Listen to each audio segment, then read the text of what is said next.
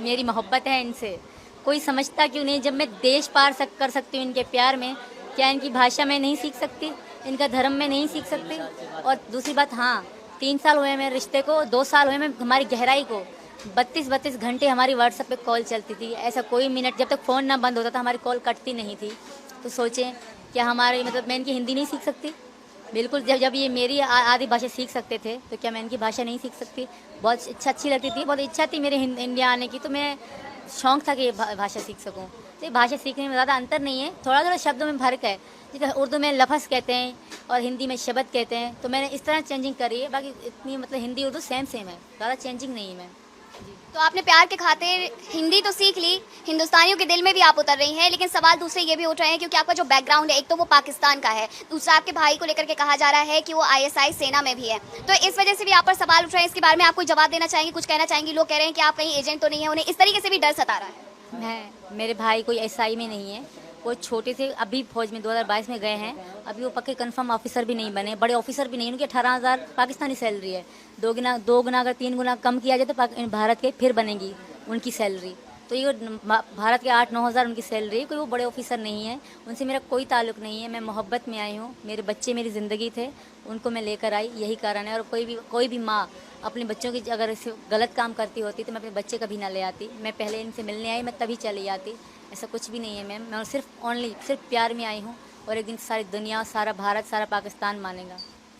प्यार की खातिर देश को भी छोड़ दिया, लेकिन अपनों को भी कहीं ना कहीं छोड़ा है।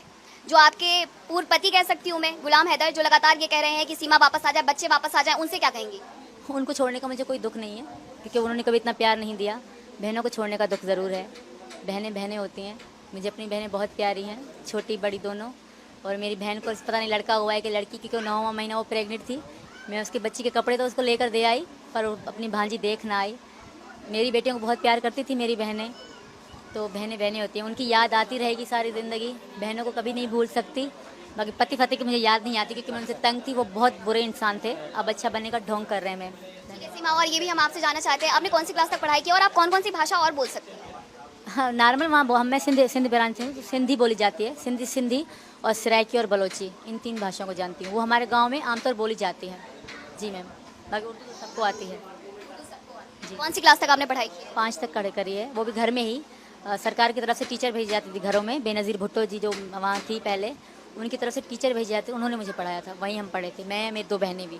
ठीक है सीमा, ये भी समझना चाहते हैं कि आपके जो पासपोर्ट है उसको लेकर के कहीं ना कहीं कहा जा रहा है कि आपके पास कई देशों के पासपोर्ट है, क्या ऐसा भी है? और साथ ही ये भी कि आपके जो डॉक्यूमेंट्स है उसमें उम्र कुछ और है और आप अपनी असली उम्र कुछ और बताती है, ये वेरिएशन क्यों आता है? ये पाकिस्तान में आमतौर पे चलता है। जो 30 साल की है खुद को 22 साल की बताती है। और आधार कार्ड, क्योंकि आईडी कार्ड ही देखी जाती है, उसी पे एज का अंदाज़ा लगा जाता है। तो इसी कारण मेरे पापा ने मेरा बर्थ सर्टिफिकेट कम एज वाला बनवाया था। मैंने यहाँ के जो कानून वाले जो भी थे उनको दोनों एज बताई थी। सर, मेरे कागज़ों में ये लिखी गई है, पर रियल में मैं 27 साल की हूँ। और मेरे पास किसी देश का कोई पासपोर्ट नहीं। मेरे पास 5 पासपोर्ट हैं, 4 बच्चों का, एक मेरा, वो पाकिस्तानी पासपोर्ट है। मेरे पासपोर्ट में 2 वीज़े हैं और उनमें बच्चों के में एक वीज़ा है। जी सर, धन्यवाद मैम। ठीक है सचिन।